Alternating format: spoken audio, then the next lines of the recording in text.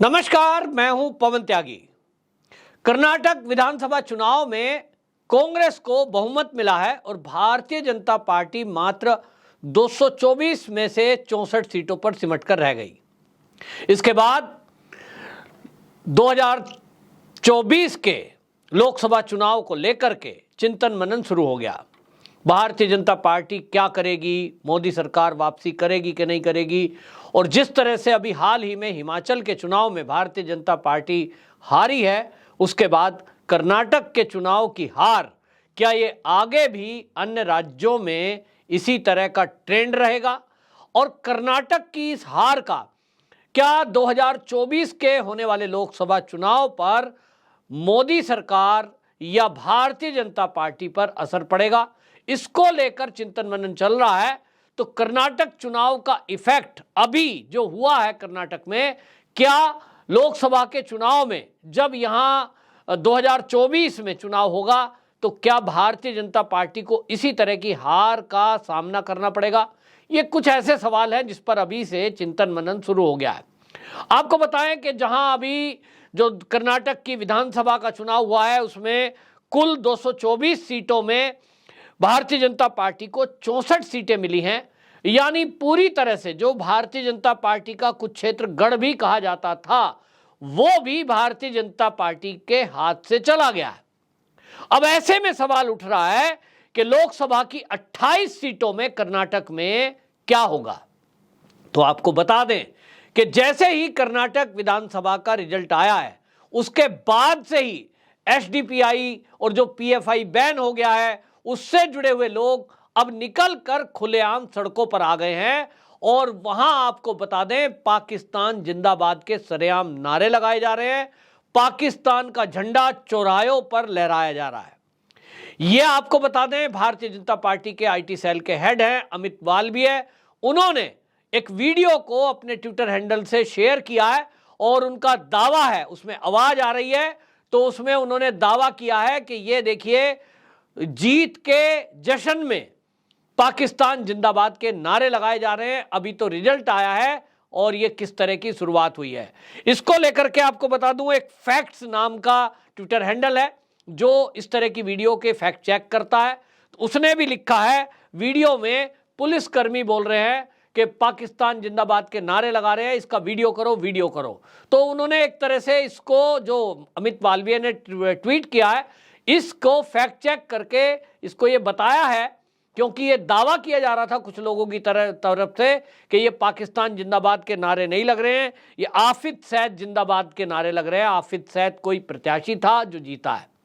अब इसको लेकर के जब फैक्ट चेक हुआ, अमित मालवीय ने ट्वीट किया। और इसके अलावा आपको बता दूं वहां कर्नाटक की जो भटकल जो सीट है, भटकल में बीच चौराहे पर, वहां ये दिख रहा है कि पाकिस्तान का झंडा बीच चौराहे पर लगाया जा रहा है। अब सवाल यह है कि जिस कर्नाटक में अभी तक बजरंगबली एक चुनाव का मुद्दा थे उसको लोगों ने दरकिनार कर दिया क्योंकि रिजल्ट भारतीय जनता पार्टी के पक्ष में नहीं आए। तो क्या 2024 का लोकसभा चुनाव भी भारतीय जनता पार्टी वहां से हार जाएगी? इसका मैंने जिक्र इसलिए किया कि जिस तरह के कारनामे अब शुरू हुए हैं, ये पहले भी था कि यहां हिजाब के मुद्दे को उठाया गया, यहां पीएफआई ने अपना गढ़ बनाया और पीएफआई जिस तरह के यहां देश विरोधी काम कर रही थी, हालांकि अब पीएफआई को बैन कर दिया गया है, उनके जो कार्यकर्ता हैं, लेकिन जो गली मोहल्ले में जो उनके एजेंट हैं वो तो एक्टिव हैं और वो अब दिखाई दे रहे हैं। उनको लग रहा है कि कांग्रेस आ गई है, अब तो अपना शासन आ गया है, कोई कुछ करने वाला नहीं है।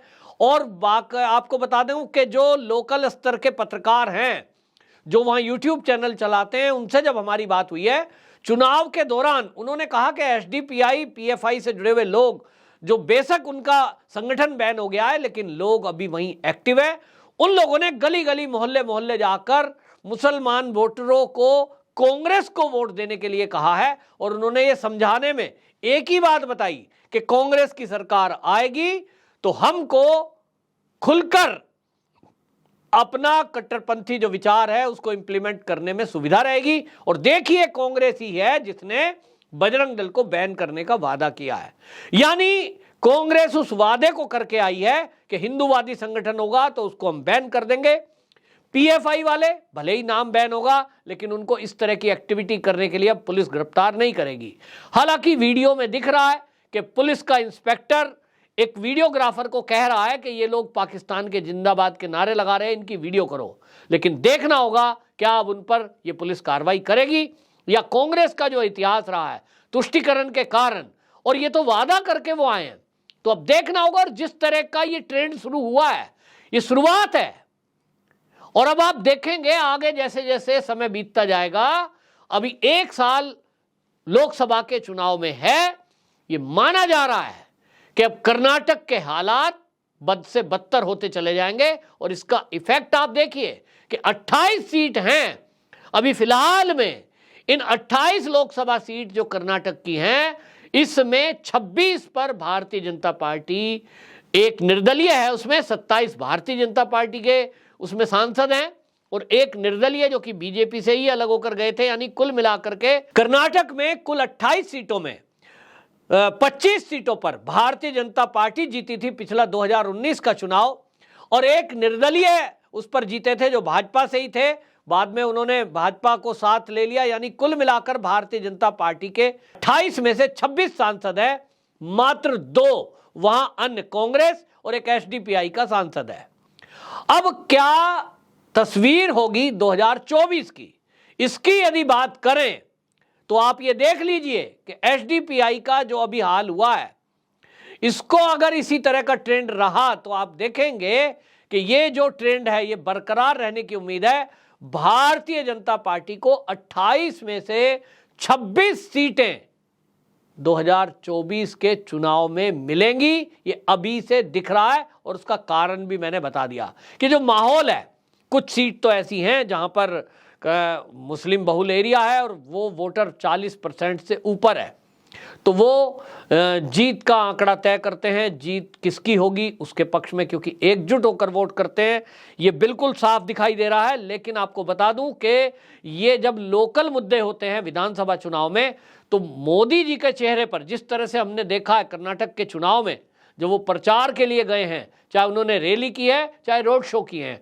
और उनके अलावा हमने देखा कि उत्तर प्रदेश के सीएम योगी आदित्यनाथ और असम के मुख्यमंत्री हेमंत बिस्व शर्मा और अमित शाह की जो रैलियां हुई हैं, उसमें जो भीड़ उमड़ी है, वो भीड़ और मोदी जी का ऐतिहासिक रोड शो, वो वोट में कन्वर्ट नहीं हुआ। उसका कारण जब हम लोगों ने पता लगाया तो ये कहना है जनता का कि मोदी जी एक ऐसे लोकप्रिय नेता हैं जिसको गरीब से गरीब और अमीर से अमीर आदमी भी पसंद करता है। उनका विकास का मॉडल, उनकी इंटरनेशनल छवि और उनके द्वारा किए गए देश में काम और जनता की सेवा में जो उन्होंने योजनाओं का लाभ गरीब लोगों को दिया है, चाहे वो फ्री में आवास हो, फिर चाहे उज्ज्वला गैस हो, फिर चाहे वो फ्री का चिकित्सा बीमा हो, ये जो दिया है, अब आज के लोगों को ये पता है कि ये केंद्र की मोदी सरकार ने दिया है। राज्य सरकार से नाराजगी थी, राज्य के नेताओं के खिलाफ जनता का आक्रोश था, भ्रष्टाचार से लोग त्रस्त थे, लोकल लीडरशिप को दरकिनार करने के कारण जातीय समीकरण वहां कहीं इस काम में बाधक बन रहा था, जिसके कारण भारतीय जनता पार्टी कर्नाटक के विधानसभा के चुनाव को हार गई। लेकिन जब 2024 का लोकसभा चुनाव आएगा तो उस समय मोदी जी का मामला आएगा, केंद्र सरकार का मामला होगा, और लोकल जो मुद्दे हैं वो उस समय नहीं होते हैं। एक देश के परिप्रेक्ष्य में बात देखी जाती है। और आपको बता दें कि जो मुद्दा अभी बजरंगबली, बजरंग दल, ये वाला मुद्दा अभी साइड हुआ है, 2024 का चुनाव आने के टाइम पे राम मंदिर का जो निर्माण हो रहा है उसका उद्घाटन हो चुका होगा, और वो बड़ा मुद्दा एक देश के अंदर बनने वाला है। तो 2024 के चुनाव में कर्नाटक की जो वर्तमान चुनाव की स्थिति है, इसका असर उल्टा पड़ना है कि क्योंकि ये जो 4 वादे करे हैं कांग्रेस ने वादे किए हैं, और आप देख रहे हैं कि कांग्रेस की सरकार जहां जहां बनने के पहले वादे करती है, राहुल गांधी ने जहां भी वादे किए हैं, चाहे आप देख लीजिए कि वो हिमाचल हो, फिर चाहे वो राजस्थान हो, गिनती गिनवा रहे थे कि 15 दिनों में किसानों का लोन माफ कर देंगे। अभी तक भी राजस्थान में किसानों के लोन पूरी तरह माफ नहीं हुए हैं। उसमें अनियमितता है। इसी तरह इन्होंने कर्नाटक में वादे किए हैं, कर्नाटक में वादे पूरे कर नहीं पाएंगे, और जब कर नहीं पाएंगे तो जनता सवाल पूछेगी, उसका लाभ भारतीय जनता पार्टी को मिलेगा। और जिस तरह से एसडीपीआई अब वहां अग्रेसिव हो रही है, इसमें अब हिंदू जो जातियों में बटा था, अभी विधानसभा के चुनाव में, वो लोकसभा का चुनाव आते आते 1 साल में उसको समझ आ जाएगा कि उसने क्या गलती की है। एकजुट रहता, भारतीय जनता पार्टी में विश्वास करता, तो भारतीय जनता पार्टी ने तय किया था कि इस बार वो नया चेहरा ऐसा देंगे जो भ्रष्टाचार को खत्म करेगा। लेकिन लोगों को गलती का एहसास बाद में होता है, और सनातनियों की ये आदत है कि जब पिटता है तब जगता है। तो सनातनियों के जो व्यूज हैं वो अभी आना शुरू हो गए हैं, अभी रिजल्ट आए कुछ घंटे हुए हैं, तो लोगों के व्यूज आने शुरू हो गए हैं। लेकिन 1 साल होते होते ये सनातनी जो लोग हैं वहां के, और जो हनुमान भक्त हैं, उनको समझ आ जाएगा कि कांग्रेस ने उनकी वोटों को उनसे ठग लिया है, अपने आप को हनुमान भक्त बताकर। रियलिटी क्या है उनकी आने वाले दिनों में सामने आने वाली है, जो अभी फिलहाल आना शुरू हो गई है। तो ये कहा जा सकता है कि कर्नाटक के जो ये विधानसभा के रिजल्ट हैं, इन नतीजों से जो 2024 का लोकसभा का चुनाव होगा उसमें कर्नाटक पे विपरीत असर पड़ेगा, और भारतीय जनता पार्टी को जो 28 लोकसभा की सीटें हैं उसमें मेरा आकलन ऐसा है कि अभी भी जो वर्तमान स्थिति है उसको तो कम से कम भारतीय जनता पार्टी बरकरार रखेगी। ये भी कह सकते हैं कि कांग्रेस का सूपड़ा साफ ना हो जाए, 28 में से 27 सीटें भी भारतीय जनता पार्टी को मिल सकती है, जिस तरह के कारनामे अभी से शुरुआत कर्नाटक में हो गई है। कर्नाटक के इस चुनाव में एक बात और आपने देखी कि इसमें ईवीएम पर सवाल उठा रहे थे। कांग्रेस ने बाकायदा लिखित में कंप्लेंट की थी, और वो कह रहे थे चुनाव आयोग से कि साहब ये तो जो मशीनें यहाँ लाई गई हैं ईवीएम, हमको पता लगा है कि ये तो दक्षिण अफ्रीका से लाई गई हैं, और ये तो खराब हो सकती हैं, इसमें गड़बड़ी हो सकती है। चुनाव में इसका मतलब उनको कहीं लग रहा था कि भारतीय जनता पार्टी ना जीत जाए, इसीलिए ईवीएम के मुद्दे पर सवाल उठाए गए। तो कर्नाटक के चुनाव से कहीं ना कहीं कांग्रेस अब ईवीएम पर सवाल नहीं उठा सकेगी। ये भी है क्योंकि ये पहली बार नहीं है, पहले सोनिया गांधी ने, आपको बता दूं, 2019 में ईवीएम पर सवाल उठाए थे, 2017 में गुलाम नबी आजाद ने सवाल उठाए थे, और आपको बता दूं राहुल गांधी इसको जो है, जब राहुल गांधी ने इसको बिहार में अररिया में बोल रहे थे ईवीएम को, वो कह रहे थे एमवीएम, ये मोदी वोटिंग मशीन है। तो कुल मिलाकर अब कांग्रेस का ये ड्रामा खत्म होगा। दूसरी तरफ इस कर्नाटक के चुनाव में एक बड़ी बात हुई है जिसका इफेक्ट आप देखिए कि आने वाले राज्यों के चुनाव पे भी होगा, और 2024 के लोकसभा चुनाव में भी होना है, और वो है आम आदमी पार्टी। आम आदमी पार्टी अपने आप को राष्ट्रीय पार्टी की तरह से प्रसिद्ध, क्योंकि उसको मान्यता मिल गई है, और अरविंद केजरीवाल अपने आप को प्रधानमंत्री बनने का ख्वाब देख रहे थे, उनको करारा झटका यहां कर्नाटक में भी लगा है। वोट प्रतिशत के रूप में अगर मैं बात करूं तो भारतीय जनता पार्टी को 35.73% वोट मिला है, वहीं कांग्रेस को 43.1% वोट मिला है, जेडीएस को 13.31% वोट मिला है। लेकिन अरविंद केजरीवाल जी की पार्टी आम आदमी पार्टी, जो अपने आप को प्रधानमंत्री बनने का सपना देख रहे थे, उनको आप बात करेंगे तो आधे के करीब प्रतिशत वोट मिला है, यानी 0.58% इनको वोट मिला है। अगर वोट में बात कर दूं तो 224 सीटों में 209 सीटों पर आम आदमी पार्टी ने अपने प्रत्याशी उतारे थे, उसमें 45,500 वोट सारा टोटल मिला के इनको मिला है। अब आप समझ सकते हैं कि आम आदमी पार्टी की क्या स्थिति है। सपना देख रहे थे प्रधानमंत्री बनने का, तो जो शीश महल का खुलासा हुआ है हाल ही में, और जो इनके भ्रष्टाचार शराब घोटाले का खुलासा हुआ है, उसका इफेक्ट ये है कि अब आम आदमी जो है समझ चुका है कि ये जो अपने आप को आम आदमी कह रहे थे, ये तो आम आदमी नहीं, ये तो खास आदमी है, और ये भ्रष्टाचार में नंबर 1 होते जा रहे हैं। और इसीलिए ये वैसे ही हैं जैसे अन्य राजनीतिक दल हैं, और इसलिए लोगों ने इनको दरकिनार कर दिया है।